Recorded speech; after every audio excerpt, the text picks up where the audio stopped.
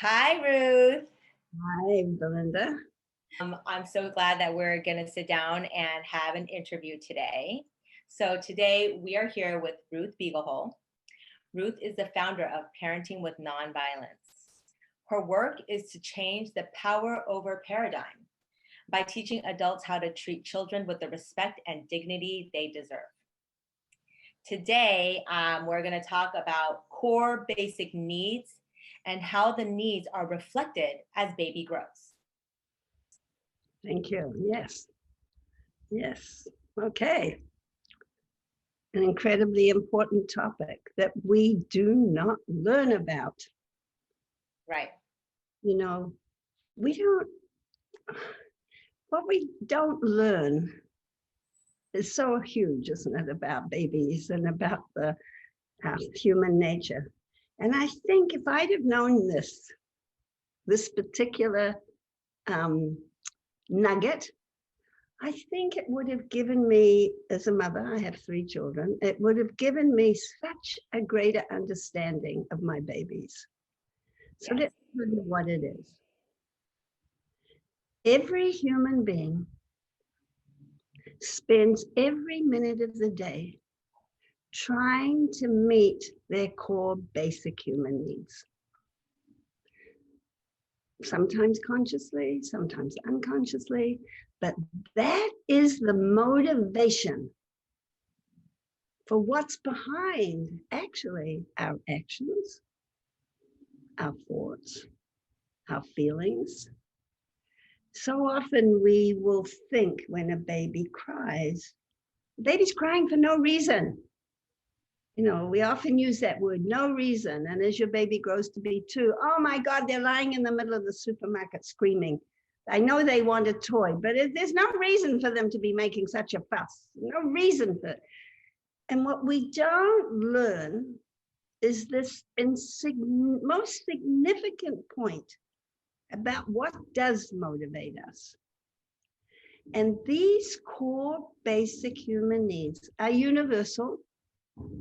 So it's not me as a white woman who has these, you don't as a person of color. No, these are universal core basic human needs. Let me give some examples. We know that babies to thrive need their essential core basic human need for connection to be met. Mm-hmm. Not when it suits the adult. I'm too busy now to pick you up. I'm too busy. There's too many other things, or I have other children, and we'll talk about that in a minute. But if we think about that baby's crying at that moment, you may have fed them, you may have changed the diaper, you may have done the checklist, and the baby's still crying. The core basic human need for connection, warmth, to feel felt, to feel understood, to feel seen, to feel I belong, I matter. Can you imagine? That is what, well, actually more, to trust. I mean, I could go on with, but that one act of crying reflects a sort of huge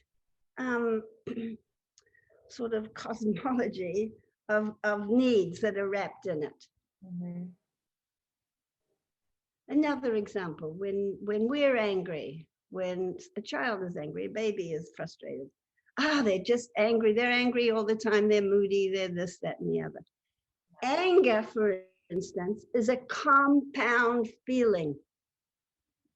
And within it, it holds a multitude of needs and a multitude of feelings. So if I say I'm angry this morning, and you tell me you are angry this morning, we are probably, neither of us are seeing anger in exactly the same way. We are reflecting what's the needs that are within us that haven't been met and feelings. So You know, when we hear, oh, you're so angry, that's a word. That's a word that compresses. So, you know, we need to break it down. So babies thrive on connection. Babies thrive on touch, the need for touch, the need for nurturing that's warm and attuned, connected to. We use the word attachment, but that's a big word that has so many parts in it. We talk about the best optimal form of attachment is secure attachment. Secure attachment is when these fundamental core basic human needs are met. Mm-hmm. Now, do I have to be a perfect, absolutely the most perfect mother or parent who all the time is meeting this need and that need, and no, enough. We have to be good enough. And if we can be good enough with a notch or two up, even better. And we don't have to start from that place. We can start from where we're at and build on good enough. Absolutely. And build on more than good enough. Absolutely. We have, and that's attuning to ourselves, isn't it? And if I find there's a core basic human need that's more difficult for me to meet than another, and maybe triggers me into some sort of disconnection. I remember my oldest daughter, when she was a baby, I was so jealous of her. And I mean, that sounds very strange. I was the adult, but I had these feelings because as a baby, my core basic human needs for nurturing and connection and touch were not met. And so here was my baby, and I was, breastfeeding and she was being held, back, front, holding. I was doing everything. And yet inside, I was triggered. And I began to have to do my own work, my grief, the loss I felt that I didn't have that as a baby. And so that trigger was interfering with me being able to give it generously to my daughter. Right. Interesting. Wow. Right. That would take a lot of work to figure out where that feeling was coming from. Well, it was probably, I think it took a lot of work, but on the other hand, it was really clear. I had done a lot of work on my own narrative. I was really clear that I didn't want to repeat what had happened to me with my children. So I got the support I needed it to do. So I think it sort of fit in with the healing work that I was doing. And there's nothing more demanding than a young baby's need for all the need to be nurtured. And actually, we're sculpting the brain at the same time, it's just not, you're crying because you need me to hold you. Well, wait, no, it really is doing so much internal work for the baby, the brain, the embodiment of goodness, the embodiment and feelings, the holding of all of those incredible needs being met within their organs, within their body. I mean, it's a huge thing. So we have to, well, no, that's not a very generous statement. It really is important that we do our own work. That's so interesting when you're talking about their brain development and their organ development. So now I'm hearing that when their needs, their core basic needs of connection and trust and touch are not met, then the lack of that takes away from the proper development of the brain and the organs, because the embodiment in the body. Yeah. Mm-hmm. which sits in the gut. We have a gut feeling about something. The gut is one of our most important organs that we have, or organs, because this is where our experiences are initially held, is in the feelings and what happens in the bacteria and the gut and all of that. So security, safety, there's so many trust. Essentially, it seems very basic as far as what we need to provide for babies in order for them to thrive. It's not everything else that we bring into the mix as far as the consumption. When a baby is born, you have a baby shower, and all these things come in with like toys and all the stuff for baby engagement. Like they lay on a baby mat with the stars and the triangles and the squares that help them kind of see color or shape. None of that is actually necessary. All they really need is to be held and fed, and I guess, paid attention to.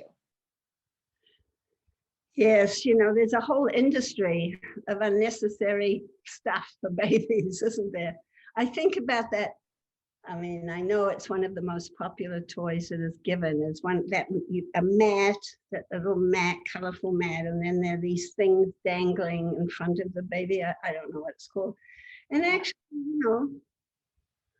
what the baby needs to do is to see its environment,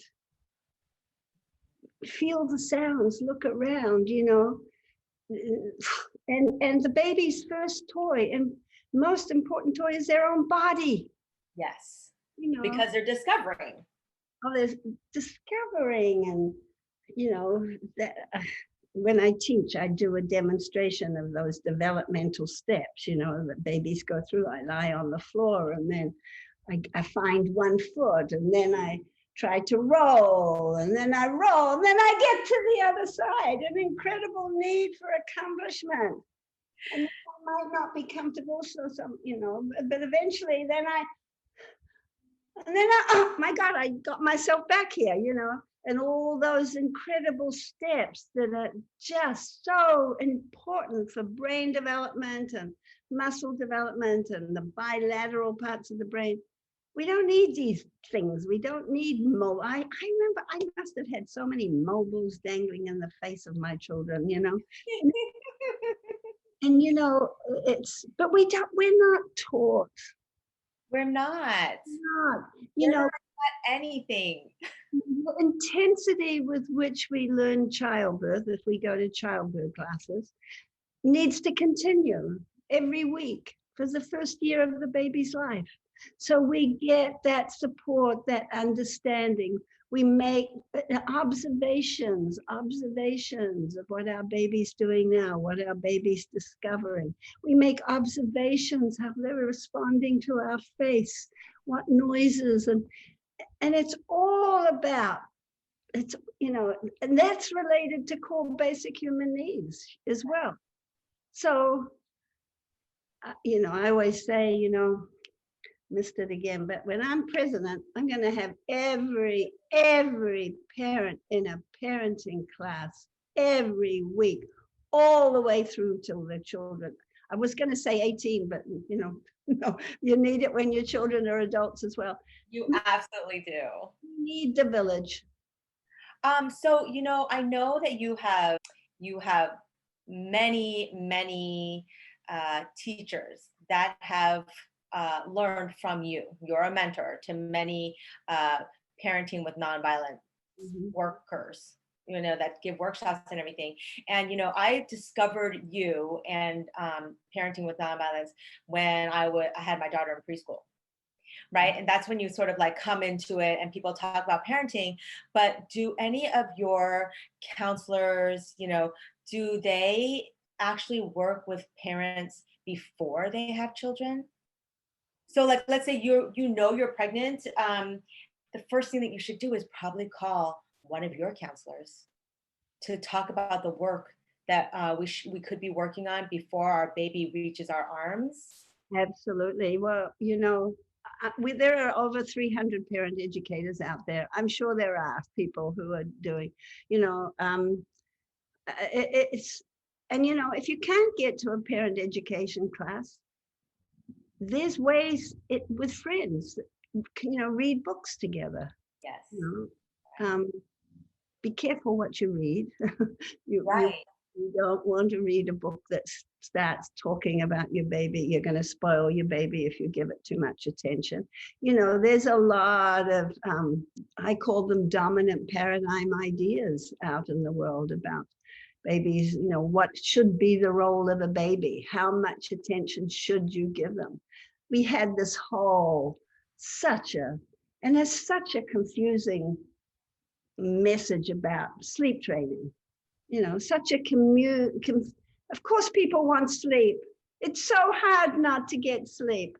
And along came this couple that talked about sleep training, and it sounded so good.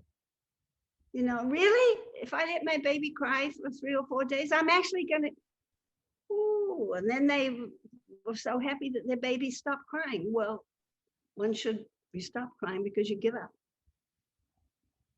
Your core basic human needs are not going to be met, so you give up.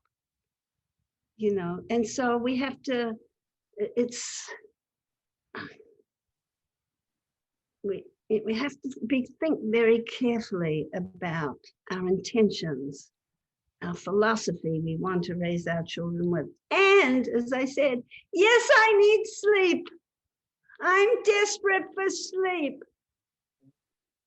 So what are my alternatives? How do I self-regulate? If I have a partner, how do we do this together? Or if I'm alone, what kind of support? We need a body of grandmothers. A lot of times older people don't need as much sleep. So one of them can I'll hire a sleep grandmother just to come over and maybe to rub my back as a parent to help me get through. Great idea. Hiring a night grandma. Not to take away your role as the mother. No, of course not. But like a night nurse, but it's a grandma, and I believe it would be fulfilling for the grandma too.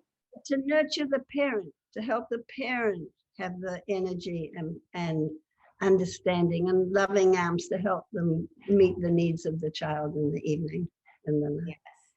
Yes, even that, because when I think back to when I had my baby, and my husband's mother would come and watch us, just kind of take care of us. And she would literally bring me a snack like every half hour or hour, and that's so kind.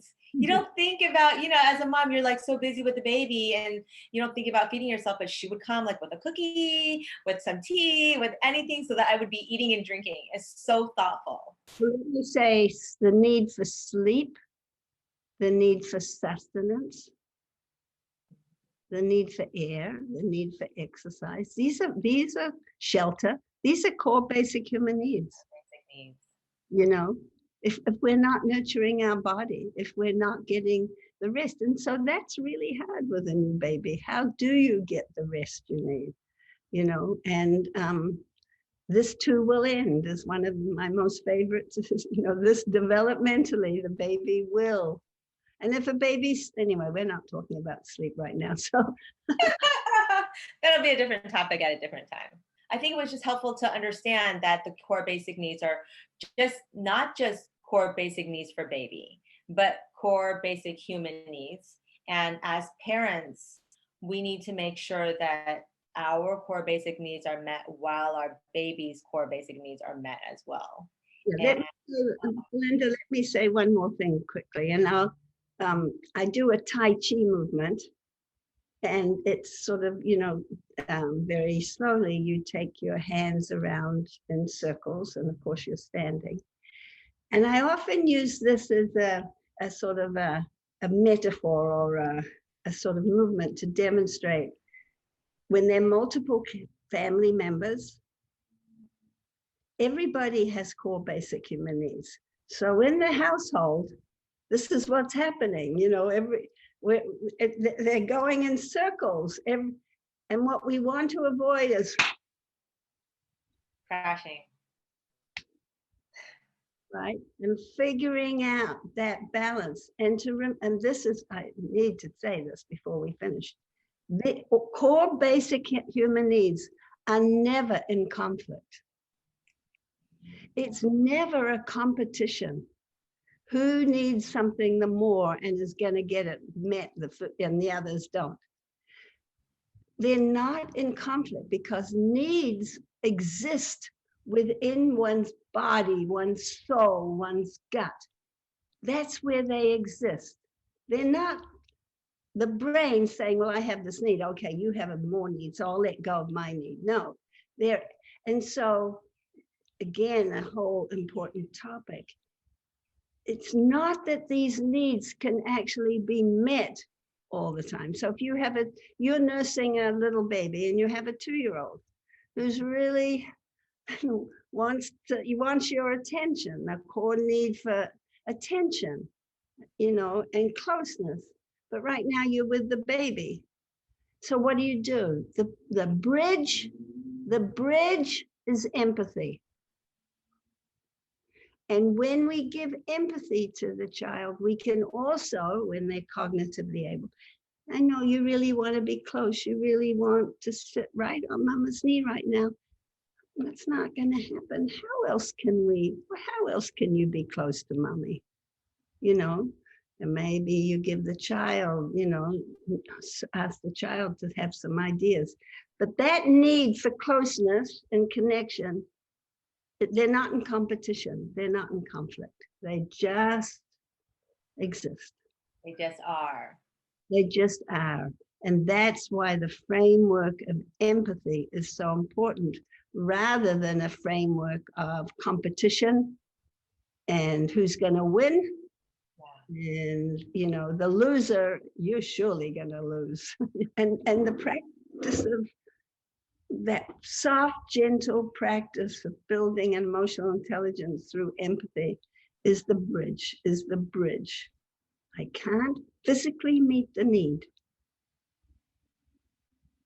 Emotionally, I'm hearing you, I'm validating, and actually maybe together we can figure out how that, maybe if mommy moves to a different chair, you could sit beside, anyway, there's, Yes.